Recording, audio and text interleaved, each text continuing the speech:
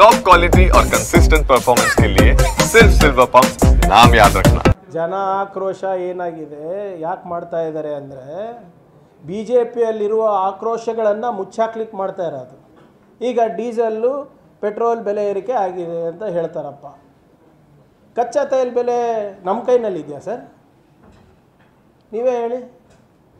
ಅಲ್ಲಿ ಮೇಲಾಗಿದ್ದಕ್ಕೆ ಇಲ್ಲಿ 10 ವರ್ಷ ಆದಮೇಲೆ ನಾವು ಜಾಸ್ತಿ ಮಾಡಿದ್ದೀವಿ.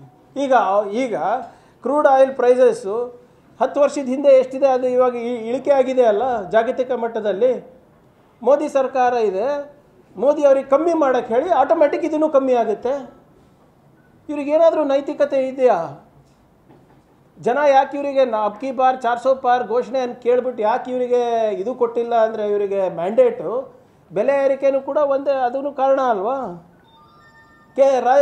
ರಾಜ್ಯ ಸರ್ಕಾರ ಹೆಂಗೆ ಕಾರಣಭೂತರಾಗ್ತಾರೆ ಇದಕ್ಕೆ ಹೇಳಿ? ಈಗ ಇದೆಲ್ಲ ಕೂಡ ನಮ್ಮ ಕೈನಲ್ಲಿದೆಯಾ? ಆರ್ಥಿಕ ನೀತಿಗಳು, ರಾಷ್ಟ್ರ ಆರ್ಥಿಕ ನೀತಿಗಳು. ಅವ್ರು ಜಾಸ್ತಿ ಮಾಡಿದಾಗ, ಅವ್ರು ಟ್ಯಾಕ್ಸ್ಗಳು ಜಾಸ್ತಿ ಮಾಡಿದಾಗ ಇಲ್ಲ ಇದು ರಾಷ್ಟ್ರದ ಒಂದು ಬಲಿಷ್ಠ ರಾಷ್ಟ್ರ ಕಟ್ಟಲಿಕ್ಕೆ ಅಂತ ಅವ್ರು ಹೇಳ್ತಾರೆ. ಹೌದಾ ಇಲ್ಲ? ಅವ್ರು ಯಾವಾಗ ಟ್ಯಾಕ್ಸ್ ಜಾಸ್ತಿ ಮಾಡಿದ್ದಾರೆ, ಸೊಂಕು ಜಾಸ್ತಿ ಮಾಡಿದ್ದಾರೆ, ಅವಾಗೆಲ್ಲ ಹೇಳಿದ್ದೇನು? ಇಲ್ಲಪ್ಪ ಇದು ರಾಷ್ಟ್ರ ಬಲಿಷ್ಠ ಮಾಡಲಿಕ್ಕೆ, ಆರ್ಥಿಕ ವ್ಯವಸ್ಥೆಯನ್ನು ಸುಭದ್ರಗೊಳಿಸಲಿಕ್ಕೆ ಅಂತ. ಅವ್ರು ಮಾಡಿದ್ರೆ ಮಾಸ್ಟರ್ ಸ್ಟ್ರೋಕ್ಗಳು, ನಾವು ಮಾಡಿದ್ರೆ ಸಮಸ್ಯೆ ಆಗ್ತದೆ ಜನರಿಗೆ. ಈಗಲೂ ಅದೇ ಹೇಳ್ತಾ ಇದ್ದೀನಿ, ದಯವಿಟ್ಟು UPA ಸಂದರ್ಭದಲ್ಲಿ ಎಷ್ಟು ಇತ್ತು ಪೆಟ್ರೋಲ್ ಡೀಸೆಲ್ ದರ ಅಷ್ಟಕ್ಕೆ ತೊಗೊಂಡು ಬನ್ನಿ, ಅದು ಆಟೋಮೆಟಿಕ್ ಕಮ್ಮಿ ಆಗ್ತದಲ್ಲ ನಮ್ಮದು. ಅದು ಜನ ಆಕ್ರೋಶ ಏನು ರ್ಯಾಲಿ, ಇದು ಬೋಗಸ್ ರ್ಯಾಲಿ ಇದೆ. ಈಗ ತಾನೇ ಚಿತ್ತಾಪುರಿಂದ ಬರ್ತಾ ಇದ್ದೆ, 50 ಜನ ಇಲ್ಲ ಅಲ್ಲಿ. ಆಟೋನಲ್ಲಿ ಮಾತ್ರ ಪಾಪ ಕೂಗಕ್ಕೆ ಒಬ್ಬನಿಗೆ ಇಟ್ಕೊಂಡಿದ್ದಾನೆ. ಇವರು ಮಾಡ್ತಾ ಇರೋ ಆರ್ಥಿಕ ನೀತಿಗಳಿಂದ ಇವತ್ತು ನಮ್ಮ ರಾಜ್ಯಕ್ಕೆ ಅಫೆಕ್ಟ್ ಆಗ್ತಾ ಇದೆ. ಎಲ್ಲಿದೆ ರೀ ಕೇಂದ್ರ ಸರ್ಕಾರದ ದುಡ್ಡು ಬರ್ತಾ ಇದೆಯಾ? ಇಲ್ಲಿ ಎಲ್ಲ ಪ್ರಾಜೆಕ್ಟ್ಗಳು ನಿಂತೋಗಿದೆ.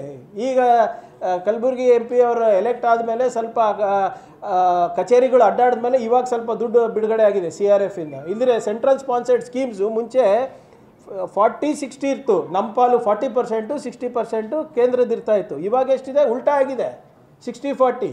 ಫೋಟೋ ಮಾತ್ರ ಅವ್ರದ್ದು. ಜಲ್ ಜೀವನ್ ಮಿಷನ್ ಏನು 50-50 ಇದೆ ನಮ್ಮದು. ಫೋಟೋ ಇದೆ, ನಂದು ನೋಡಿದ್ದೀರಾ ಯಾವತ್ತನ ಫೋಟೋ JJMನಲ್ಲಿ? 3,200-300 ಕೋಟಿ ರೂಪಾಯಿ ನಮಗೆ ಬರಬೇಕಾಗಿತ್ತು ಹೋದ ವರ್ಷ. ಬಂದಿದ್ದು ಎಷ್ಟು ಗೊತ್ತಾ? 517 ಕೋಟಿ ರೂಪಾಯಿ. ಪ್ರಾಜೆಕ್ಟ್ಗಳು ನಿಲ್ಬಾರ್ದು ಅಂದ್ಬಿಟ್ಟು ನಾವು 2,500 ಕೋಟಿ ರೂಪಾಯಿ ರಾಜ್ಯ ಸರ್ಕಾರವನ್ನು ನಾವು ಭರಿಸಿದ್ದೇವೆ.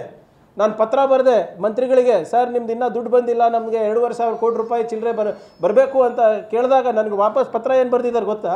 ನಮ್ಮ ಹತ್ರ ದುಡ್ಡಿಲ್ಲ, ನೀವು ಕಟ್ಟಿ ಮುಂದಿನ ಆರ್ಥಿಕ ವರ್ಷದಲ್ಲಿ ನಾವು ನಿಮ್ಗೆ ಏನು ಪಾವತಿ ಮಾಡ್ತೀವಿ ಅಂತ ಲೆಟ್ರ್ ಇದೆ, ತೋರಿಸ್ಲಾ? ಇವ್ರ ಯೋಗ್ಯತೆಗೆ ಸರಿಯಾಗಿ ನೋಡ್ಕೊಳಕ್ಕಾಗಿಲ್ಲ ಆರ್ಥಿಕ ನೀತಿಗಳು. ಇವತ್ತು ಬಂದು ನಮಗೆ ಕತೆ ಹೇಳ್ತಾರೆ ಇವರು.